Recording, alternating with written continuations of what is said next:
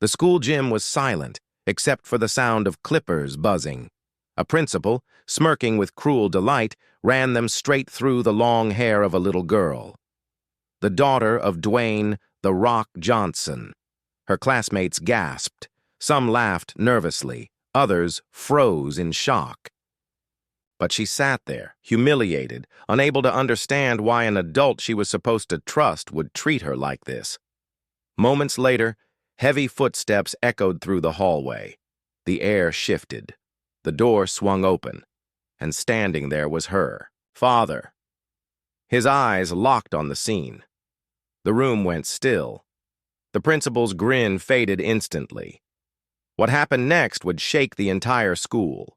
She was only 10 years old, but she carried herself with the kind of confidence most adults could only dream of. Her name was Ariana Johnson, daughter of Dwayne "The Rock" Johnson, a little girl who looked at the world with wide eyes, kindness in her heart, and a smile that could light up an entire classroom. At school, Ariana wasn't The Rock's daughter, at least not to her friends. She was simply Ari, the girl who shared her crayons, who helped the shy kid answer questions, who laughed so loudly during recess that teachers had to shush her. She was innocent, hopeful, and full of dreams about becoming a writer one day. But there was a shadow over her school, one that Ari's young heart didn't fully recognize. It wasn't in her classmates who loved her energy. It wasn't in the lessons, or the playground, or the friends she trusted. No, this shadow came from the very top, from a man who should have been a protector, but instead ruled the school with coldness and quiet cruelty. Principal Harris.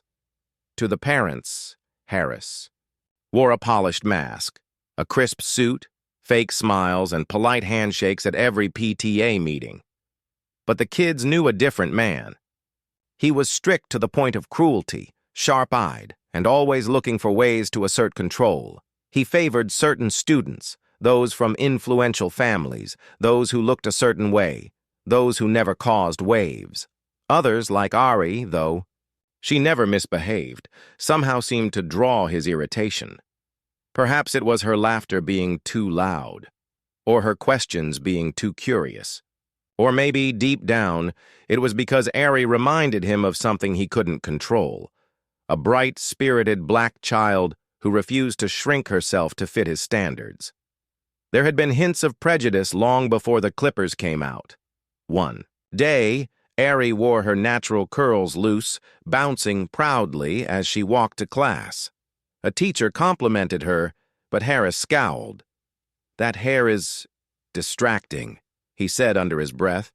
Another time, when Ari scored the highest grade on a history quiz, Harris looked at her paper, then muttered, "Are you sure you did this on your own?" They were small moments, easy to dismiss if you didn't want to see them. But to a child, those comments stung, even if she didn't fully understand why. To Ari, it felt like she could never quite please him, no matter how hard she tried. Her classmates noticed, too. "He's always picking on you," one whispered during lunch. Ari shrugged it off, forcing a smile. "It's fine," she said, though deep down she knew it wasn't. Behind Harris's authority was a simmering resentment, one that grew each time Ari's presence reminded him of his own insecurities. She was confident, beloved, and though she never bragged, everyone knew her father was larger than life. Harris hated not having the power to intimidate her completely. That's when he started testing boundaries, assigning Ari extra punishments for small mistakes, moving her seat away from her friends, writing up infractions that didn't really exist. Each time, Ari swallowed her confusion and tried to stay strong. She didn't tell her father. She didn't want to worry him. After all, he was busy, and she thought she could handle it. But Harris wasn't done. His cruelty was escalating, and soon it would cross a line so shocking that even the bravest little girl couldn't brush it aside. It was Friday morning, the day of the school assembly. Parents were invited, the gym decorated with banners, and students buzzing with excitement about awards and performances. Ari had rehearsed her part in a small group presentation and couldn't wait for her father to see it later that afternoon. But Principal Harris had different plans. He had noticed Ari's joy, her bright spirit, and instead of celebrating it, he felt that burning urge to crush it, to remind her and everyone else that in his world, he made the rules. He called her into the gym early before the other children arrived. His excuse? "You need to look presentable." He stared at her long, braided hair and sneered. "That won't do." Ari froze, clutching the ends of her braids. "What do you mean?" she asked softly. But Harris didn't answer. He simply plugged in the electric clippers. The buzzing filled the empty gym like a warning. What happened next would shock the entire school and forever change how one community stood against prejudice and abuse of power. For weeks, Ariana had tried to convince herself that Principal Harris's behavior was just strictness, that maybe he was hard on everyone. But the truth was impossible to ignore. When other students forgot their homework, they received a gentle reminder. When Ariana forgot hers just once, Harris wrote her up and made her sit out recess. When a white student talked during assembly, Harris gave him a warning. When Ariana whispered good luck to a nervous classmate, Harris scolded her in front of everyone and accused her of disrupting order. The imbalance grew more obvious each day. Teachers exchanged uneasy glances but rarely intervened. Some quietly sympathized with Ariana, slipping her encouraging words like, "Don't let it get to you." But others looked the other way, unwilling, to challenge the man who controlled their jobs. For Ariana, each encounter chipped away at her confidence. The little girl who once raised her hand eagerly now hesitated, afraid Harris would find fault in her answers. She began sitting at the back of the class, hoping to escape his gaze. Harris wasn't content with punishments alone. He began separating Ariana from her peers, moving her to the far end of the lunch table, or pulling her aside during group projects. "She distracts the others," he said curtly when questioned. But to Ariana, it felt like deliberate isolation. She would watch. Her friends giggled together while she sat alone, eating her sandwich with quiet resolve. Some kids tried to include her, sneaking her notes or saving her a spot at recess, but Harris always seemed to notice. "Rules are rules," he'd bark, sending them back to their places. It wasn't just about discipline anymore. It was about control. When the school announced the upcoming assembly, Ariana was thrilled. She had been chosen to present alongside her classmates in a small skit about leadership. For weeks, she practiced her lines in front of the mirror, her excitement bubbling over. This was her chance to shine, not as the Rock's daughter, but as herself. But Harris seemed determined to crush that light. During rehearsal, he criticized her tone. "Too loud," he snapped. The next time, "Too soft." Then, "Too much movement, stand still." No matter what Ariana did, it was wrong. Her classmates whispered among themselves. Even they noticed the unfairness. "Why's he picking on her so much?" one asked. "She's doing fine." Still, Ariana persevered. She wanted to make her father proud when he came to watch. She wanted to prove she could rise above Harris's cruelty. The morning of the assembly arrived. The gym buzzed with activity, teachers decorating, students rehearsing, parents finding their seats. Ariana's stomach fluttered with nervous excitement. Her father had promised he'd be there, sitting in the audience, cheering her on. But before she could join her classmates, Harris intercepted her. "Come with me," he ordered, his voice low and cold. Ariana followed him reluctantly, into the empty gym where the chairs were neatly arranged and the stage lights flickered overhead. She clutched her notes tightly, wondering what she had done wrong this time. Harris looked her over, his eyes narrowing. "Your hair," he muttered. "It looks unprofessional, distracting." Ari blinked, confused. "It's just my braids," she whispered. She had spent hours helping her mom braid them the night before, neat and beautiful. She had been so proud, but Harris wasn't listening. He retrieved a pair of electric clippers from a drawer and plugged them in. The buzzing sound echoed in the gym, filling Ari with dread. "You'll thank me later," he said flatly. Ariana froze, panic rising in her chest. "Please, no," she whispered, tears welling in her eyes. But Harris towered over her, the clippers in his hand, and she felt powerless. One by one, her braids fell to the floor. Each lock was a piece of her pride, her identity, her joy. She clenched her fists in her lap, trying to stay still, praying for it to be over quickly. When the other students began filing into the gym, the whispers started immediately.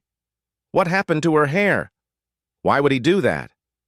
That's so mean." Some kids gasped, horrified. Others giggled nervously, unsure how to react.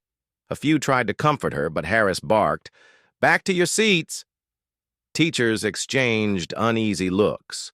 One mouthed, "This isn't right," but none dared to intervene.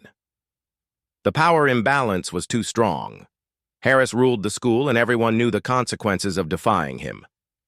By the time parents began arriving, Ariana's humiliation was impossible to hide. She stood at the edge of the stage, her scalp uneven and raw, clutching her notes with trembling hands. She could feel every pair of eyes on her, judging, pitying, or confused. A mother in the front row whispered angrily to her neighbor. A father muttered, "Unbelievable." The tension in the room thickened, buzzing louder than the clippers had minutes earlier. Finally, someone couldn't stay silent. A teacher quietly slipped into the hallway and made a phone call. The message was short but urgent. "You need to come now. It's about Ariana." Dwayne Johnson was in the middle of a meeting when his phone buzzed. He rarely answered during work, but when he saw the school's number, his heart skipped. He excused himself immediately, stepping into the hallway. The voice on the other end was strained. "Mr. Johnson, it's about Ariana. Something happened at the assembly. You should come right away." What happened? His voice was calm, but the steel beneath it was unmistakable. There was hesitation. Then, "The principal, he shaved her hair." For a moment, silence.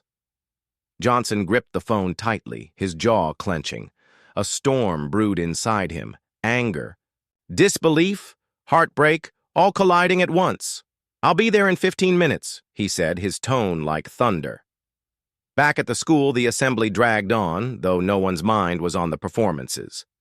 Every child glanced at Ariana, whose once sparkling eyes were now clouded with shame. She held her head high, refusing to cry in front of everyone, but her small body trembled. Harris stood near the stage, arms crossed, smug in his authority. To him, it was just another lesson taught, obedience enforced, but his confidence was about to shatter, because in just a few minutes the doors of that gymnasium would swing open, and the man who walked in would change everything. The double doors of the gymnasium banged open, the sound echoing like a cannon shot through the hushed crowd. Every head turned at once, and a ripple of whispers spread like fire. Standing in the doorway was Dwayne Johnson, not the movie star smiling on posters, not the entertainer cracking jokes in interviews. This was the father. His towering frame seemed to fill the space, his shoulders squared, his jaw set like granite. His eyes locked onto one person and one person only, Ariana. And in that instant, the room froze. Ariana stood near the edge of the stage, clutching her crumpled notes, her scalp uneven and raw where braids had once been. Her small shoulders trembled, but she lifted her chin when she saw him, as if summoning every ounce of strength to tell him, "I'm okay, Dad." I tried. But Dwayne's heart broke anyway. For a man who had faced down the toughest opponents in wrestling, arenas, Hollywood boardrooms, and the hardest corners of life, nothing compared to this moment, the The sight of his little girl, humiliated, diminished, stripped of dignity by someone who should have protected her. His fists clenched. The principal reacts. Principal Harris stepped forward, attempting to regain control of the room. His voice was tight but forced into calm authority. "Mr. Johnson, please," he said, hands raised as if trying to placate a wild storm. "There's no need for drama. We had a discipline situation. Ariana was—" Dwayne cut him off with a glare so sharp it silenced the entire gym. He didn't shout. Didn't rape, not yet, but his voice carried the weight of thunder barely restrained. "You did what to my daughter?" Harris faltered, stammering. "Her appearance was distracting. It was necessary to maintain order. You understand discipline, Mr. Johnson, given your background." He tried to smirk, but his face twitched nervously under the weight of hundreds of eyes watching. The parents in the audience bristled, muttering angrily. Some mothers clutched their children closer, whispering in disbelief. A teacher shook her head, whispering, "This has gone too far." Dwayne slowly walked down the center aisle, every step deliberate. The room seemed to vibrate with the sound of his boots against the floor. Harris backed away instinctively, realizing too late that this was no longer a private matter. His authority was collapsing in front of everyone.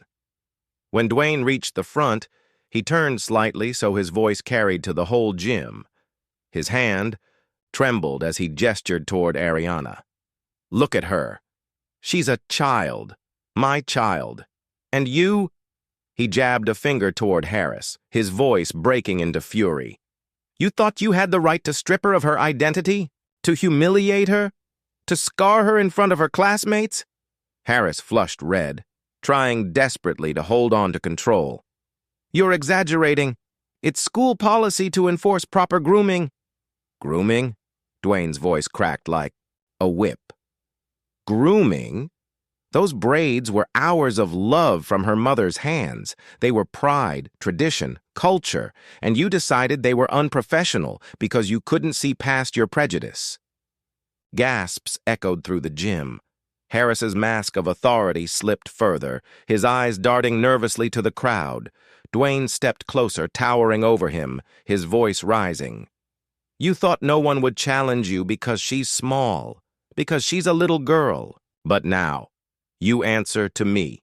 You answer to every parent here who trusts this school to protect their children, not destroy them." Parents began nodding, murmurs of agreement swelling louder. One father called out, "He's right." A mother shouted, "You went too far!" The tide of the room turned. Harris raised his hands defensively, sweat beading on his forehead. "You don't understand. This is about discipline, about order." But the words fell flat, drowned out by the voices rising against him. Dwayne's chest heaved, but his voice grew steady again, deep and controlled, deadly calm. Discipline doesn't mean stripping a child of her dignity. Discipline doesn't mean using fear to control. Real leadership means building them up, teaching them respect by giving it first. Something you clearly never learned. He turned to the crowd, his voice ringing with conviction. Every child deserves to feel safe in school. Every parent deserves to know their kids are treated with fairness and compassion. And today, this man proved he's unfit to lead. The audience erupted in applause and shouts of agreement. The principal, once untouchable, now stood visibly shaking, his authority crumbling under the weight of public condemnation. Dwayne finally turned back to Ariana, his expression softening instantly. He extended his hand, and she rushed into his arms. He knelt, holding her tightly, whispering words of comfort only she could hear. The sight moved even the hardest hearts in the gym. This massive man, fierce and unyielding moments before, cradling his daughter with tenderness, shielding her from further harm. The applause grew louder. Some parents wiped away tears. Teachers who had stayed silent now nodded firmly, some even stepping forward as if to stand behind him. Harris's power was gone. His humiliation was complete. The principal's last plea desperate. Harris sputtered, "You can't speak to me this way." I am the authority here. Dwayne rose to his full height, turning to face him one final time. Not anymore. The crowd roared in approval. Harris shrank back, pale and defeated, realizing the truth. His downfall had just begun, and there was no recovering from the spectacle. As Dwayne led Ariana out of the gym, her head resting against his shoulder, the room buzzed with energy. Parents surrounded each other, vowing change. Teachers whispered about filing formal complaints. Students looked on wide-eyed, forever remembering the day the bully at the top was brought down. And Principal Harris? He stood alone on the stage, sweating under the hot lights, drowning in shame. The balance of power had shifted, and the real reckoning was only just beginning. The room that had once been filled with tension, whispers, and denial now stood silent. Every pair of eyes was fixed on the rock and the trembling principal. The weight of truth had already crushed any pretense, and for the first time in years, the walls of that school carried not the echoes of blind authority, but the raw voices of accountability. The story of the Rock's daughter's humiliation spread like wildfire, carried first by shocked parents and students, then picked up by the local media. By the end of the day, the school board had convened in an emergency session. For years, complaints about the principal's strict discipline had been buried under bureaucracy and fear, but now the evidence was undeniable. The principal's cruel actions had been exposed in front of one of the most recognizable men on the planet. There was no more hiding. At the meeting, The Rock did not sit quietly in the back. He stood before the school board not as a movie star, not as a celebrity wrestler, but as a father.